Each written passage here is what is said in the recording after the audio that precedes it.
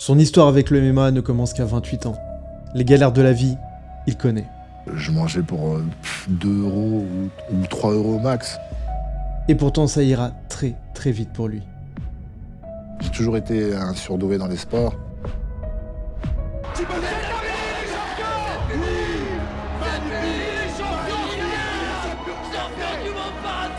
Mais la vraie ceinture lui échappe 2 fois. En mode putain, mais j'ai déconné là. Désolé. Je me suis fait avoir, tu vois, genre. They don't care whether they win or lose. They're glad to be here. They're just glad to be here.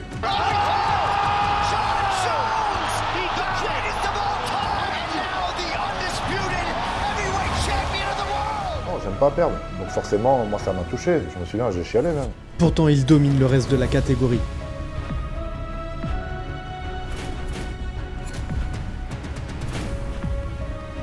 De retour le 26 octobre contre un monstre anglais, peut-être même l'adversaire le plus fort qu'il n'a jamais affronté.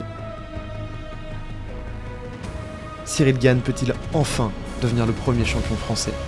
Dire que je suis l'homme le plus fort de la planète, c'est ce statut-là qui m'intéresse. Et pour arriver au plus haut niveau, Cyril a eu besoin d'une bonne hydratation. J'adore l'eau. Ouais, moi aussi j'adore l'eau évidemment, mais des fois je me rends compte que je bois pas assez et je le sens direct à l'entraînement. Mais j'ai trouvé la solution grâce à Oli. C'est pratique, sans sucre ajouté, et surtout c'est super bon. Il y a plusieurs gammes que j'utilise, que ce soit la gamme énergie avec sa New Caf quand j'ai besoin d'un petit coup de pied au cul avant d'aller à l'entraînement, la gamme hydration, que ce soit pendant ou après les entraînements grâce à ses minéraux, et la gamme Ice Tea quand je veux me faire un petit plaisir. Et pour les plus gourmands, vous avez même la gamme des milkshakes. Et évidemment, même si Oli est une alternative plus saine et plus écologique aux sodas et aux energy drinks, il faut la consommer avec modération. La préparation est très simple. Une dose, 50 centilitres d'eau et tu shakes. En ce moment, j'avoue, j'ai mes petits préférés comme celui à la pêche blanche ou à l'açaï hibiscus. Mais le meilleur moyen pour découvrir quel sera le tien, c'est de tester les box découvertes avec 57 portions que tu peux moduler selon tes envies. Et en plus, tu auras un magnifique shaker Oli avec. Quand tu auras trouvé ta pépite, tu pourras acheter un pot directement et faire du bien à la planète car tu as 50 portions dedans. Et oui, c'est bien mieux que 50 canettes. Et avec le code MOUGLI5, tu as 5 € de réduction sur ta première commande. Et avec le code MOUGLI10, 10% sur toutes tes autres commandes. N'oublie pas de t'inscrire sur le site pour gagner des Oli Coins et recevoir des cadeaux gratuits. Je te mets le lien en description et en commentaire épinglé, et encore une fois, un énorme merci à Oli de rendre cette vidéo possible. L'histoire de Cyril commence le 12 avril 90 à La Roche-sur-Yon. Et rapidement, c'est dans le sport qu'il va s'épanouir. Et là où les jeunes font tout pour devenir pro, pas lui. J'ai toujours été un surdoué dans les sports. Et jusqu'à aujourd'hui, le foot, j'adore. J'adore le foot. Quand j'ai commencé le basket à l'âge de 16 ans, j'adorais le basket. J'ai jamais été au bout de ces choses. Avec un BTS vente en poche, il décrochera une alternance dans un magasin de meubles sur Paris. Jusqu'à ses 24 ans, Cyril enchaînera les petits boulots et les galères. Je mangeais pour 2 euros ou 3 euros max. C'est-à-dire que je me rappelle, je mangeais des gâteaux à 90 centimes. Avec une brique de jus, je sais pas quoi, 90 centimes, machin et tout. Et je comblais ça et je mangeais le soir un plat de pâtes, tu vois. Bref, une vie presque banale, similaire à des millions de Français. Jusqu'au jour où un ami va l'emmener dans une salle de boxe à Puteaux. En à peine 5 mois, on lui propose déjà son premier combat professionnel. Déjà, c'est plutôt rare, mais ce qui est encore plus rare, c'est de voir quelqu'un de son gabarit se déplacer comme il se déplace. Résultat en 4 ans, 13 combats, 13 victoires, dont 9 par KO.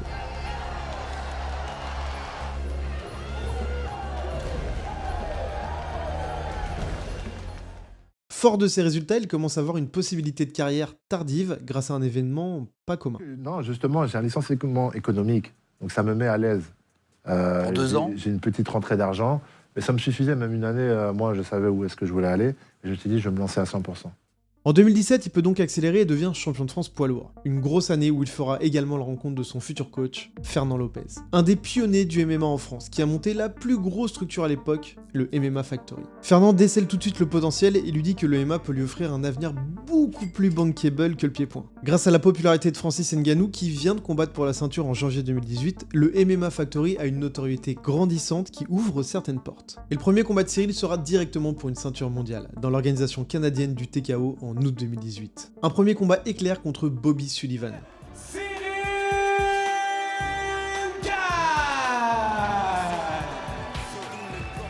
Cyril, alors champion, défendra 2 fois sa ceinture avec des performances impressionnantes.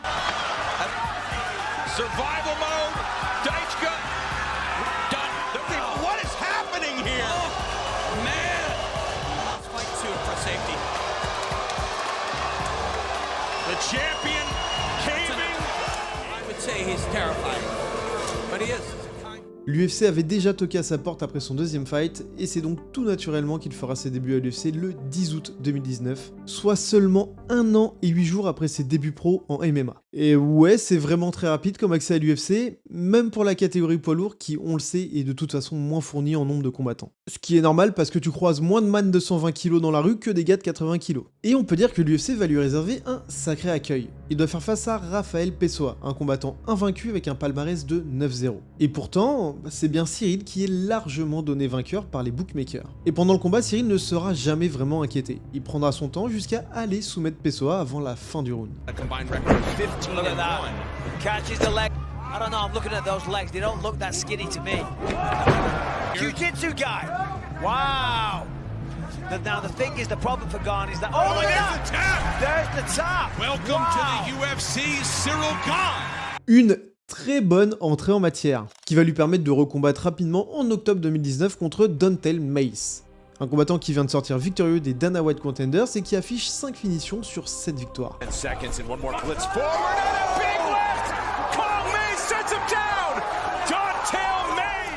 Un nouveau défi, et pourtant Cyril est encore largement favori. Et Cyril va littéralement le fusiller. Oh! Did you hear that? Match up with Rico Verhoeven with a couple of wins. Oh! That is... Le français se paiera même le luxe de soumettre Mayes avec une clé de talon à la fin du 3e round. Oh, ankle lock attempt. Oh, he's going for it. He's looking for the heel hook. Oh, he gets the tap! Wow! Cyril Gane with submission number 2. Masterclass totale de Cyril. Et performance de la soirée. On a donc un poids lourd qui bouge comme un poids moyen et qui est capable de soumettre. Ça commence à faire du bruit. La hype grandit en France et tout le monde commence à parler de prodige. Et moins de 2 mois plus tard, Cyril surclassera totalement Tanner Bowser.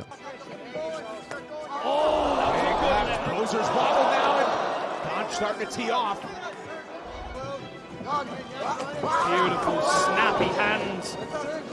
Bowser right back in the pocket, but Gane connecting on some shots and throws in a left knee.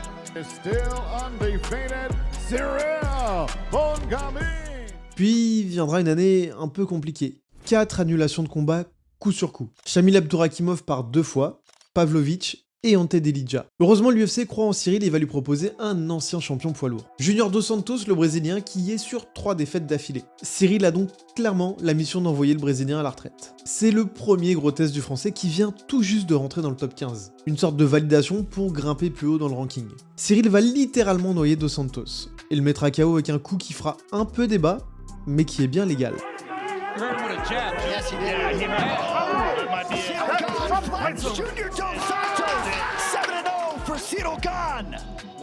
Cyril marque un grand coup et prend la 7ème place du ranking. Une victoire qui va lui donner la possibilité de faire son tout premier main event lors de l'UFC Fight Night 186 à Las Vegas. Le 27 février 2021, il devra affronter Jairzinho Rozenstruik. Arrivé quasiment en même temps que Cyril à l'UFC, il est pourtant classé 4ème. Et si on devait décrire son style, c'est 10 KO pour 11 victoires en 12 combats. Une véritable brute qui ne s'est fait arrêter que par un seul homme.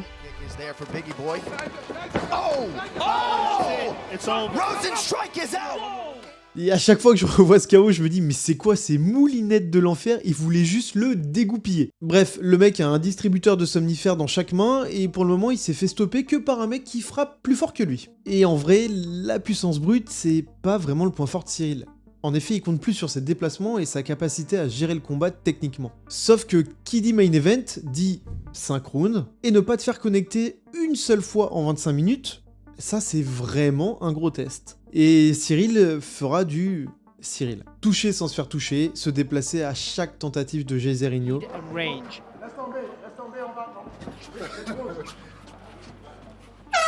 Si bien que malgré les 5 rounds, Cyril finira le combat le visage presque intact. Decision, Cyril Gane. Décision unanime pour le français, et même si le combat peut être qualifié de chiant, C'est clairement comme ça qu'on gagne un combat contre un adversaire dangereux. Et clairement, dans une gestion de carrière, c'est mieux de pas se retrouver en paramétrage d'usine alors qu'on est en train de gagner le combat. Le moment dans cette 5e reprise, il a 3 rounds dans la poche sur... Oh le kick, voilà! Et voilà, on le disait! Tout peut arriver en MMA! Sauf que ça a pas vraiment plu à Dana. Et surtout, il y a Dana qui a parlé en mode... bon, en gros, les gars... En fait, il attendait plus, il est frustré parce qu'il attendait vraiment plus de ce combat-là. Une jolie victoire tout de même qui lui donne la 3e place. Mais le combat pour le titre entre Ngannou et Miocic est déjà booké pour mars 2021. Et Lewis a battu Curtis Blade en février dernier. Du coup, pas le choix, faut regarder en arrière. Alexander Volkov, le colosse russe de 2 mètres, est classé 5e. Très expérimenté car il a déjà 33 victoires pour 41 combats à son actif. Et il sort tout juste d'une performance de la soirée contre Alistair Overeem. Le défi est de taille, c'est le cas de le dire, Cyril n'a pas vraiment le droit à l'erreur pour avoir une chance pour le titre. Sachant que cette fois les déplacements pourraient ne pas suffire au vu de la différence de taille. Cyril va devoir aller à la bagarre. Malgré de nombreux kicks de Volkov afin de limiter les déplacements de Cyril, le russe se fera dépasser en striking dès que Cyril trouvera la distance. Et surtout cette fois, c'est le français le chasseur. Agressif comme rarement, il ne laissera rien au hasard.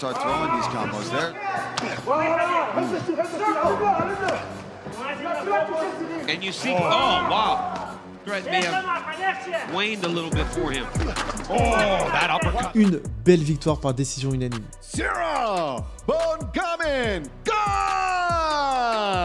Bon maintenant, il était temps, 3 ans seulement après son tout premier combat professionnel, il allait combattre pour le titre poids lourd de l'UFC. Enfin, pas vraiment. Ngannou a été couronné au mois de mars 2021 en mettant KO Stipe.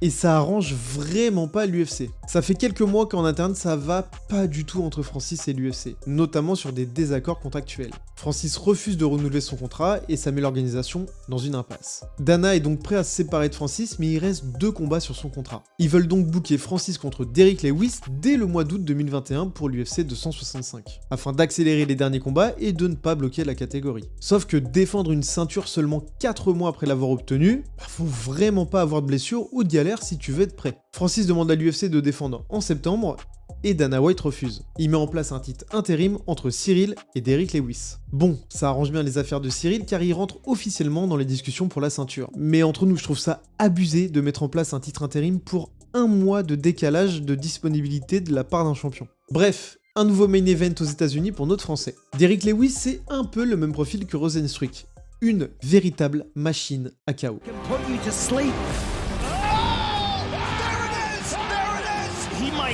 The biggest power puncher in MMA. He hits so hard. Oh, big right! Lewis does it again! Et pourtant, cette fois, la stratégie de Cyril sera beaucoup plus agressive. Bien entendu, il restera toujours en déplacement et en légèreté, mais on voit cette fois que Cyril cherche le KO.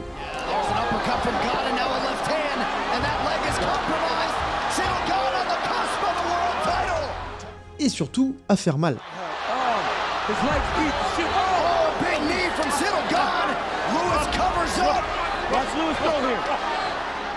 Derrick sera totalement noyé par la gestion de la distance et du rythme du français. Et au 3e round...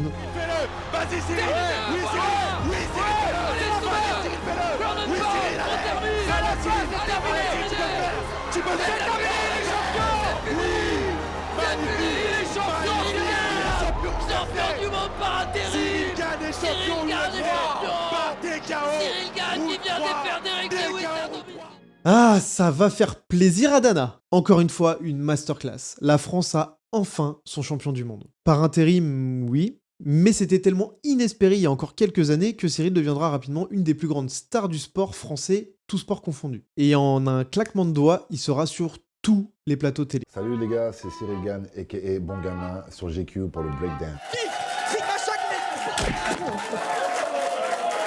Merci pour l'invitation. Là, c'est joli comme ça. C'est magnifique là. Pas mal. Ouais, je trouve que... Maintenant, il lui manque qu'une seule chose, la vraie ceinture Undisputed, celle qui ferait du Bon Gamin le champion incontesté. Mais pour l'obtenir, il doit affronter Francis Ngannou, un ancien partenaire d'entraînement du MMA Factory parti de l'écurie 2 ans plus tôt, et qui depuis ne cesse de croiser le fer verbalement avec Fernand Lopez dans les médias.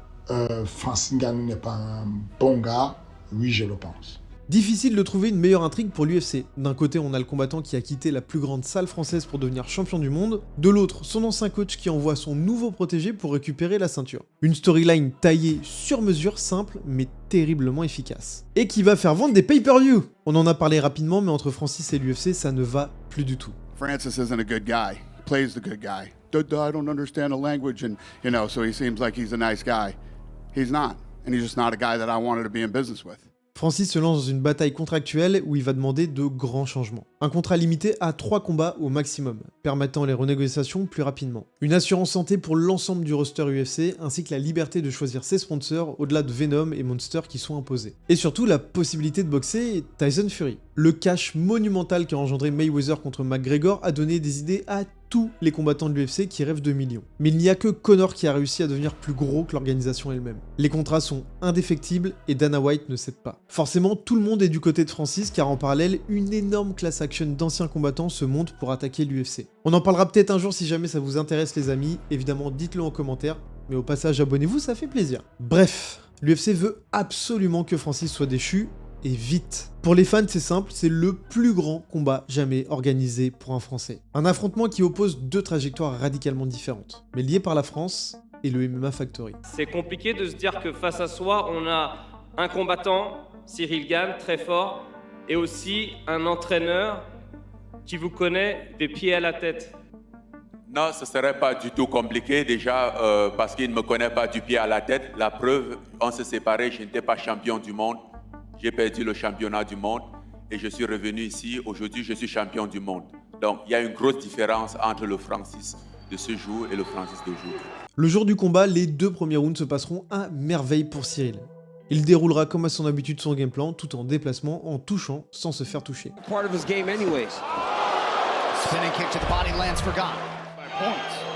Yeah, because he doesn't fatigue. Right. And if it looks pretty, then Cyril Gane feels good. Body kick starting to add up for Gane. Look how casual he is. Man. Oh, wheel kick. Et à la fin du second, on voit Francis agacé. All right, little bit of a pedestrian start round. Et c'est vraiment dommage qu'on n'ait pas la parlotte d'entre-round du coin de Francis, car à partir de ce moment-là, tout va changer. On n'avait jamais vu Francis lutter, et pourtant il va livrer une deuxième partie de combat parfaite. C'est-à-dire que plus ça va, moins il a de succès dans ses frappes. Il y aura bien des tentatives au sol de Cyril, mais ça n'aboutira pas. Et Francis, là c'est l'ego qui l'a poussé. Et la tentative de Kimura, c'est Kimura. Ah, il a amené au sol avec un bras magnifique de la Kimura. Et il veut pas lâcher, hein, Francis, il essaye de se repositionner. Oh, la puissance de Francis, justement. Trop puissant, Francis ne bougera pas. Pour Cyril, peut-être la victoire par ses talons. Ah, il la tient. Il faut essayer de profiter de ça pour reprendre une position dominante. Et Francis, faut que ça passe pas. Repasser au-dessus.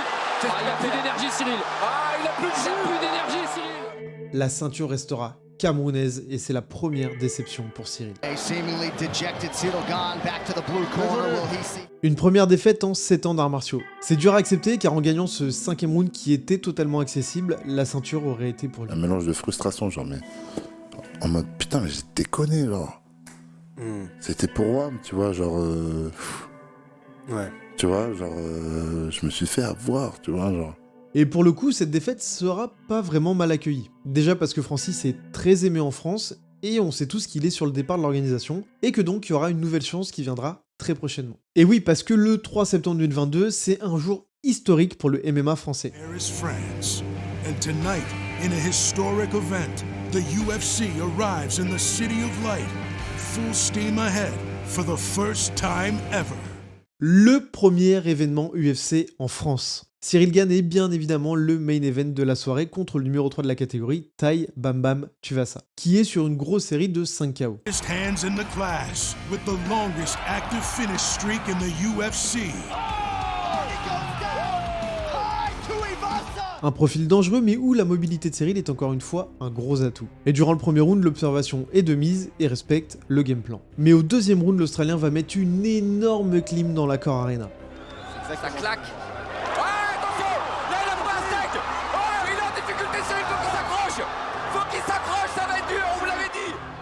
un très gros knockdown, le tout premier de la carrière de Cyril. Chose que ni Rozenstruik, Lewis ou même Francis n'avaient réussi à faire. Heureusement, il reprendra très rapidement ses esprits. Et il activera le mode guerrier, donnant une fin de round très intense. Pas rester dans la distance. Oh, le coup encore pour Cyril. Il a touché. Cyril Duvassa est mal. Oh, il est touché aussi Cyril. Il a touché à Cyril. Pour le troisième round, Gane sait qu'il l'a durement touché, et Tuivasa est en sang. Il va continuer le travail de sape au corps avant de trouver l'espace dans un échange un peu hasardeux de Tuivasa.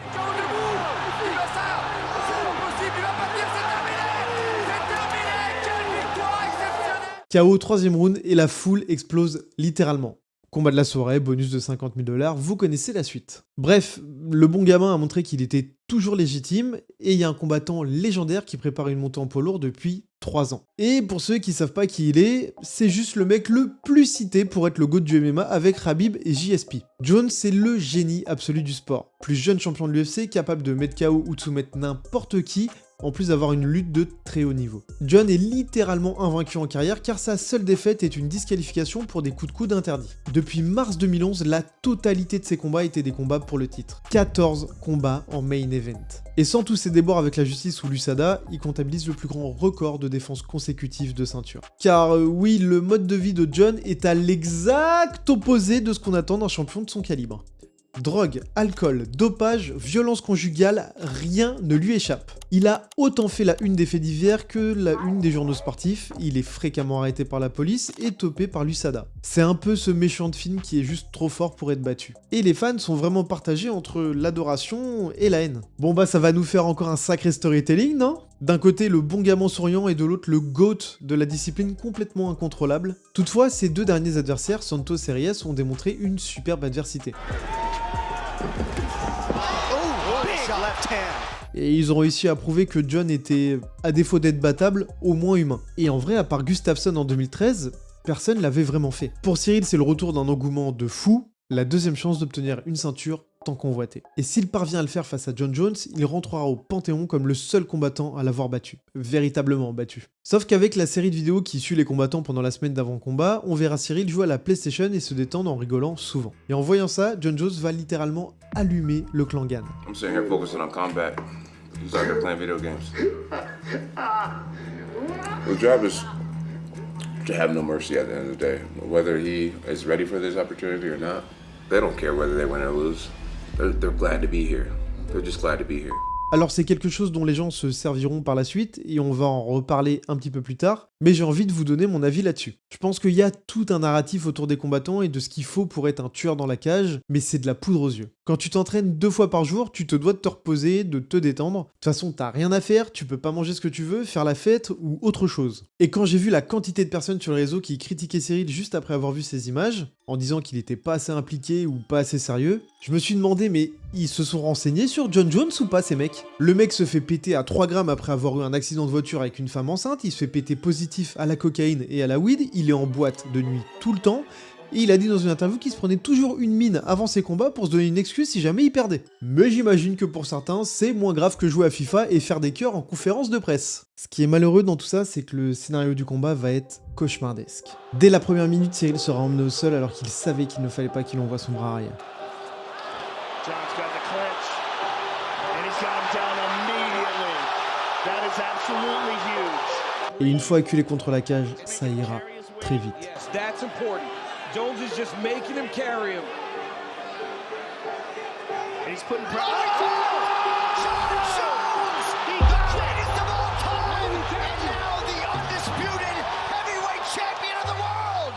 La défaite est totale. On peut même pas dire qu'il y a eu de combat. Et Twitter va se déchaîner. C'est dire, il est fragile, je sais pas, il est là, il fait des dents cheloues, des cœurs. Le MMA, c'est pas fait pour toi. Toi, va, je sais pas moi, va faire un autre sport, frère. Les journalistes multiplient les analyses. Je vais être direct sur une question, mais c'est des réflexes que toi, des élèves ont à quel niveau ?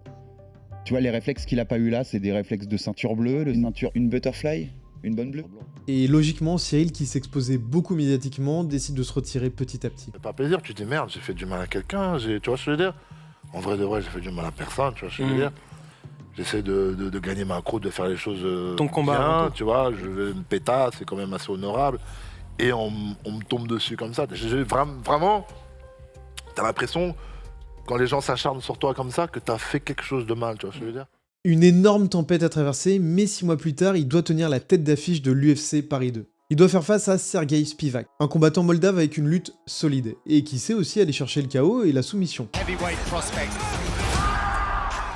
Classé seulement 7ème, il est clairement booké pour faire tomber Cyril hors du top 5, et forcément c'est perçu un peu comme un signe du downfall de Cyril par l'UFC. Beaucoup doutent de sa capacité à gagner le combat, maintenant que sa faiblesse en lutte et en grappling a été exposée. Au restaurant, ou peu importe où je suis assis, ils vont prendre le temps de me parler.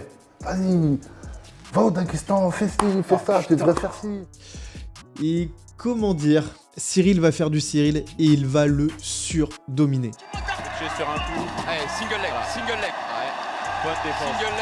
Bonne défense de Cyril, ils sont juste... Il évitera les tentatives de takedown et punira sévèrement Spivak à chaque échange de striking. Un très gros premier round, mais Fernand va être clair. Va le finir, c'est la carrière dont on parle. On parle de comment demander la ceinture. Va le finir. Quand tu es à l'abri dans les angles morts, il va rien faire. Ouais, même de désespoir. Allez, le crochet là. Encore un. Allez, Cyril, on y est presque. Godard qui se rapproche de l'action. Il va l'arrêter. Il va l'arrêter dans quelques instants. C'est fini. Une très grosse performance, et quelqu'un l'attend de pied ferme dans l'Accor Arena, prêt à monter dans la cage. En effet, Tom Aspinall est là. T'en fais pas, si tu le connais pas, on en parle juste après. Sauf que Cyril refusera tout simplement le face-off. Moi aujourd'hui, je vais aller de l'avant. J'ai échoué à la ceinture, je veux retourner à la ceinture. Et attention parce qu'à partir de là, ça va être un beau bordel. John devait défendre son titre contre Stipe lors de l'UFC 295 à New York en novembre 2023. Mais une blessure au pectoral l'a contraint à se retirer et le combat a été repoussé sans nouvelle date annoncée. Du coup, l'UFC sort un plan B, un titre intérim Aspinall contre Pavlovich.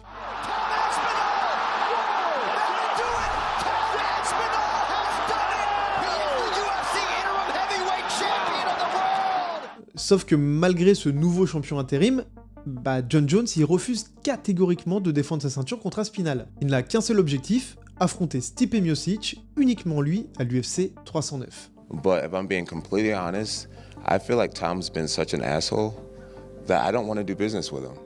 Résultat, on se retrouve dans une situation complètement ubuesque où Tom Aspinall, pourtant couronné champion intérimaire, doit défendre son titre intérim contre Curtis Blade. Il touche lui, ça fait mal. Ça touche. Allez, l'accélération. Et là, il est pas bien, Blade. C'est ce qui va réussir à revenir. Il ne reviendra pas. Oh là là.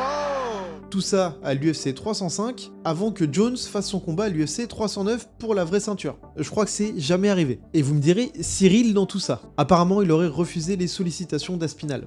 Parce qu'il était indisponible pendant plusieurs mois en 2024, parce qu'il tourne un film sur Netflix. Bref, John et Tom gagnent leur combat, et la logique voudrait qu'ils s'affrontent. Mais non, John continue de refuser à affronter Tom, ce qui maintient un flou total pour toute la catégorie. On arrive en décembre 2024, et notre Français est du coup booké contre Alexander Volkov pour une deuxième rencontre. Et là où le combat contre Spivak a été une masterclass, ce sera cette fois-ci ultra laborieux. Si on peut facilement se mettre d'accord pour dire que Cyril prend le premier round... Fait très bien. Ouais, c'est bien la tentative à la de Cyril. Donc là, on va lui pardonner cette fois-ci. La clé de cheville. Pourquoi pas. Les bras de Cyril, on sait jamais. J'ai l'impression qu'il contrôle la saisie quand même. Regarde son bras gauche qui est rentré à l'intérieur. Non, ça il a lâché. C'est beaucoup plus compliqué pour le deuxième round. C'est le niveau du menton qui a frappé la mâchoire. Attention à ses sorties de son adversaire.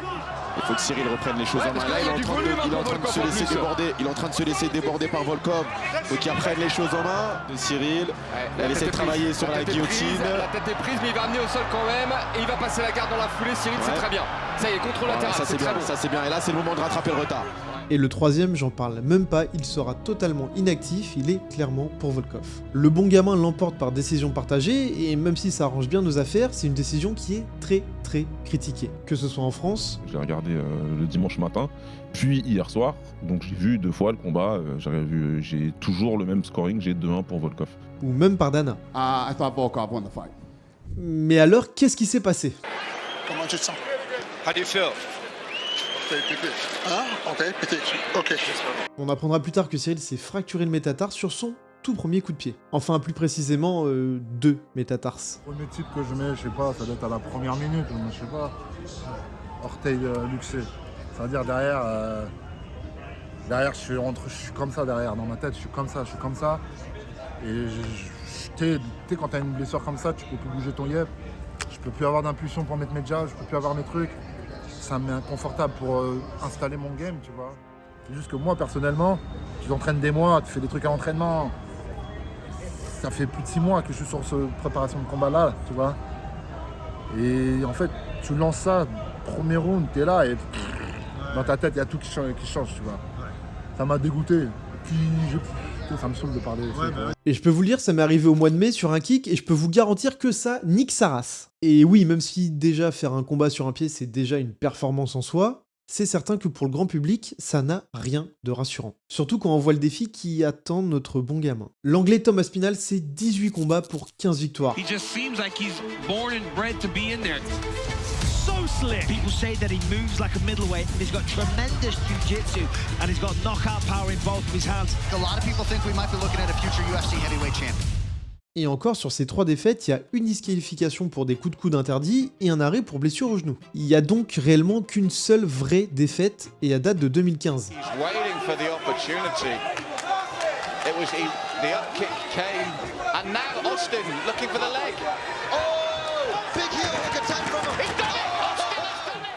Mais le plus impressionnant dans tout ça, c'est qu'il n'a jamais connu aucun 3e round dans toute sa carrière professionnelle. Sur ses 9 combats à l'UFC, il n'a été dans la cage que 18 minutes et 21 secondes, soit à peine plus qu'un combat complet et une moyenne de 2 minutes par combat. Avec 12 KO et 3 soumissions, il a le knockout power. Absolument capable de remettre en paramétrage d'usine n'importe qui dans la catégorie. Mais le qualifier uniquement de striker, ce serait ignorer une information très importante. Tom est un pur produit des arts martiaux depuis son enfance, lutte, boxe, et JJB parce qu'il est black belt. Un vrai black belt formé par son père, entraîneur de la team Kaobon et lui-même 4e degré de JJB. Un passionné qui a des objectifs très clairs depuis le début, être champion UFC. Et pourtant il a connu pas mal d'embûches sur son parcours. Il était tellement terrifiant qu'en début de carrière, il n'arrivait pas à trouver des adversaires. Aspinall putting in the work here. Big punches from Tom Aspinall. This is gonna be it. The referee takes a close look and it's all over. Aspinall maybe seeing this as a good chance to test his stand-up against the big man. Good combinations. Oh, big shot and he's out and it's all over.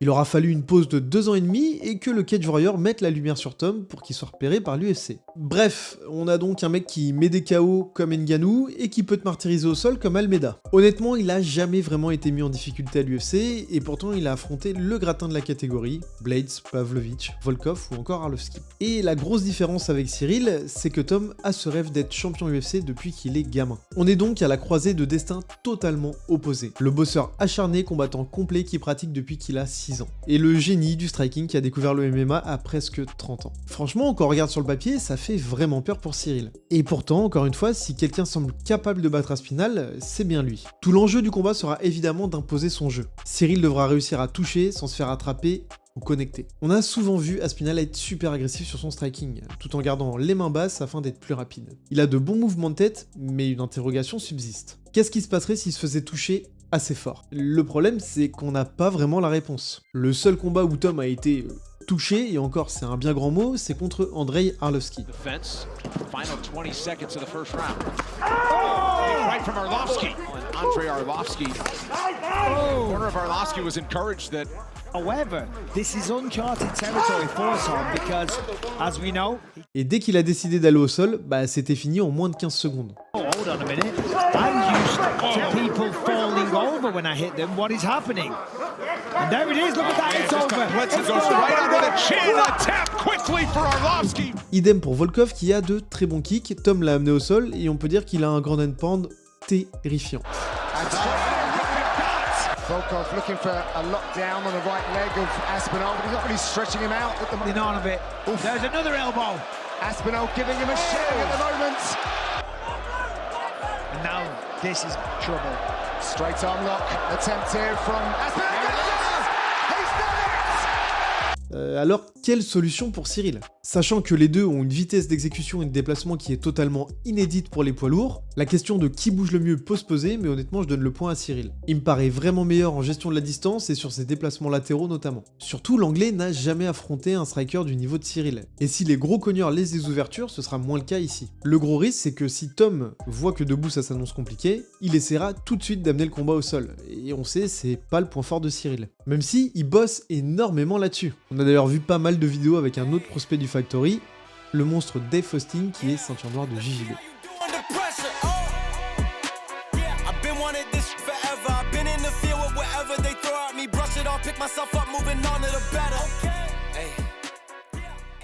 Je me demande vraiment comment Fernand y fait pour dégoter de tels profils toujours en heavyweight. Mais même s'il s'entraîne d'arrache-pied, l'écart de niveau au sol est tel que Ciryl va devoir à tout prix contrer les tentatives de Tom. Ou alors, et j'espère que c'est le cas, avoir travaillé suffisamment de positions safe pour éviter le grand nine-pound punitif. Et surtout réussir à se relever. Et pourquoi pas d'attaquer les jambes, sachant que le genou de Tom c'est son principal point faible. Ciryl se veut rassurant sur sa préparation. On a fait la convalescence comme il se devait, et on a fait les choses d'une manière extrêmement sérieuse, et on a repris les entraînements depuis mars.